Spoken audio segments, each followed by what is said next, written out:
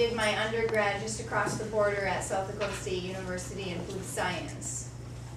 So that's kind of my history of where I am today. So I'm actually working in my field and I enjoy it thoroughly. So today I'll walk through just a little bit of food safety in regard to culinology as you guys move forward down your track.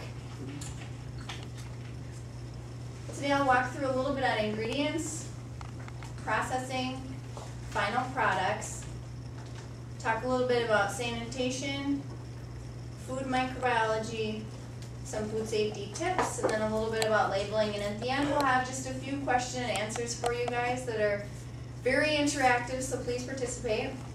And if you have questions as I go through this, don't hesitate to stop and ask. Otherwise there'll be some time at the end too for some more questions. Today's food safety environment. I'm sure we have all heard about the big PCA peanut butter recall last year. That was a corporation that got into a little bit of trouble. They had some microbiological testing results that were positive for salmonella, a human pathogen. And they released that product to be consumed. They killed about 9 people with that, and they've made about 600 or so ill. There will be criminal charges for, we believe, the CEO of that corporation and for the plant management. I think it's the director of operations for that particular facility in Georgia. And a couple of years back in 2007, they also had a peanut salmonella outbreak. Looking at frozen entrees, those are those prepared dinners that you can take and pop in your microwave like a Stouffer's or something like that. They've had some outbreaks of salmonella in those also. Some of those products have raw flour, like the banquet pot pies. They have a raw flour in them, so when you don't cook them thoroughly, that raw flour is a commodity. It's not processed with anything thermal until it's baked. So when they were processing it in the microwave oven following the instructions, they might have used a lower wattage oven, and the individuals who consumed that didn't cook it all the way and got ill from that. You also look at that, like your snack foods. Salmonella can be in your environment of a processing facility or in the environment of an industrial type kitchen, or any pathogen for that matter, and it can cross-contaminate. You could have processed it correctly, you could have cooked it to the right temperature, but something contaminated it after the fact. That's what happened in the puffed rice and the corn snacks back in 2007. And I think you've all heard about E. coli in beef. That's, Jack in the Box in the early 1990s was the one that coined having to use a thermometer and making that particular pathogen an adulterant or something that is actually illegal by food law in raw beef products. So today, on average, there's about 76 million cases, documented cases, of foodborne illnesses in the United States. 325,000 of those are hospitalizations and about 5,000 result in deaths. Looking at viruses, which mainly come from food service venues, whether it's a cafeteria or a kitchen or a restaurant, you're looking at about 38,000 of those illnesses on average per year come from viruses, whether it's hepatitis A or norovirus, somebody not washing their hands properly, cross-contamination due to food preparation.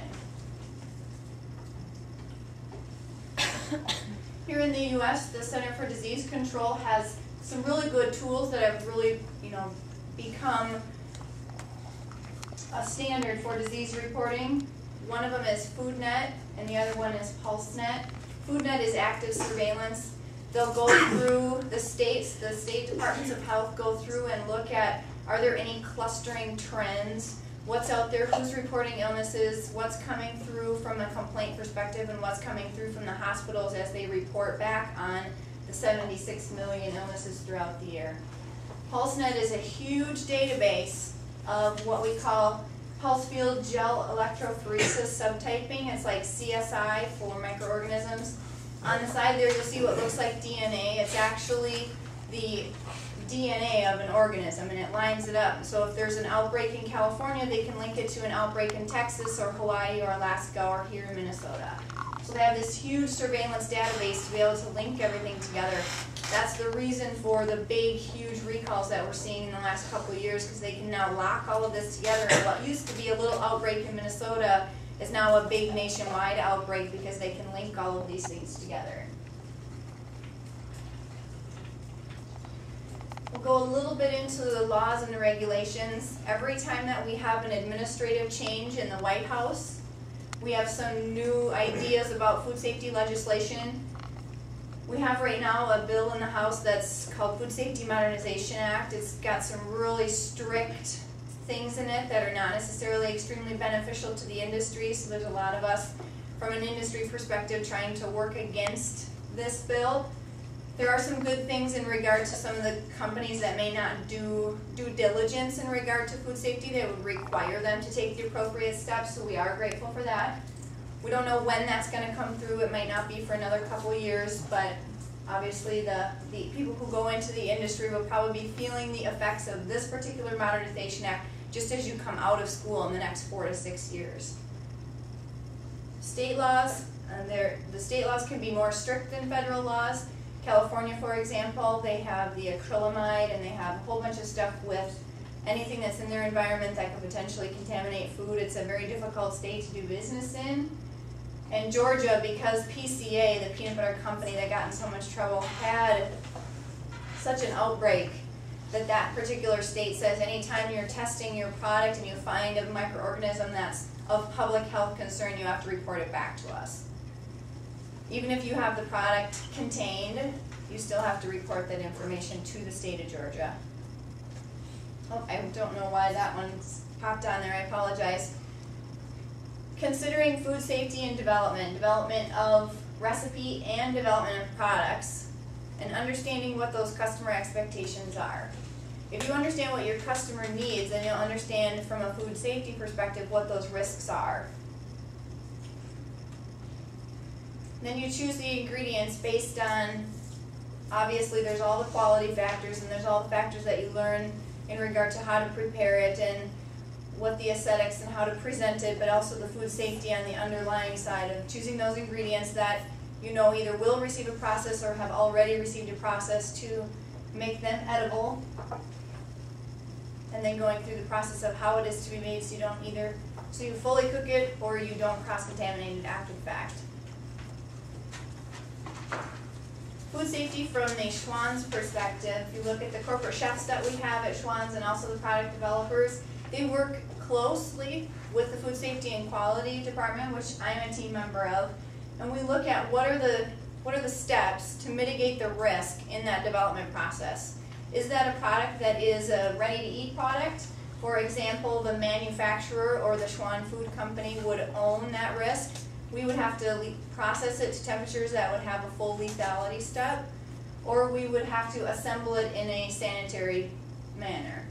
And also from a not ready-to-eat perspective, that's when you go home and you open up whatever it is, or it's raw chicken, or it's an entree that you need to cook thoroughly, and the front of the package would be labeled appropriately, and the back would have the preparation for you to be able to own that risk to make sure that you're processing it so that you yourself doesn't get sick. From the ingredient side, we look at what the natural state of that ingredient is. What are those inherent risks of that ingredient? For example, you have raw chicken versus canned chicken. Raw chicken, the food safety is on the consumer, and canned chicken, it's obviously already processed. You could pop it open and eat it. I don't think you would. You'd probably warm it somewhat, but you wouldn't cook it all the way again. And flour versus bread, the same type of thing. Flour can be contaminated with all sorts of microorganisms. Granted, they wouldn't grow in it because there's not a lot of moisture, but they could be present in it. And then, obviously, bread has been processed to temperatures that would destroy any microorganisms. So, from your perspective, what do you think would be the highest risk ingredient and why? For example, let's take raw chicken versus canned chicken. Who has a guess on what would be the highest risk and why? I guess there's not really a right answer, but the explanation of the why part would be temperature control. Temperature control. So from a risk perspective, which one would be the highest risk for you? Raw chicken. Raw chicken. So you have to control the temperature. Right, that's a good example. And the reverse would be the opposite. Would be the canned chicken would be a higher risk because you could just take it out and eat it, and if the processor didn't do what they were supposed to do, then you could in turn get